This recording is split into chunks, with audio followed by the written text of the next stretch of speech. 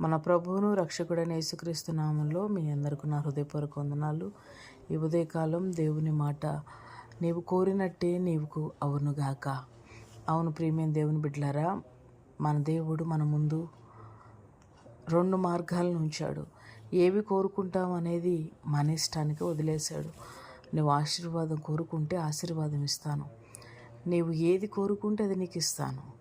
మోషే కోరుకున్నాడు, ఐగుప్తులో ఫరో కుమారుడిని అని అనిపించుకోవటం కంటే దేవుని ప్రజలతో శ్రమ అనుభవించటం నేను కోరుకుంటున్నాను అని.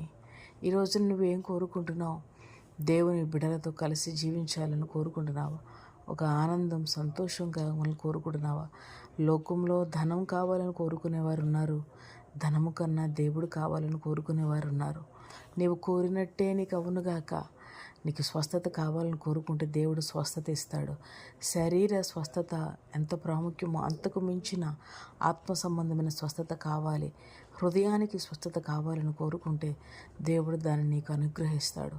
శ్రేష్టమైన సంగతులను కోరుకునే మనసు నీకు ఉన్నట్లయితే నీవు కోరినట్లే దేవుడు నీకు కలుగు చేయనుగాక. నీవు కోరినట్టే నీకు అవునుగాక అని ఆయన మాట్లాడుతున్నాడు. అలాగున మీ జీవితాలలో మీకు జరుగునుగాక. ఆమేన్.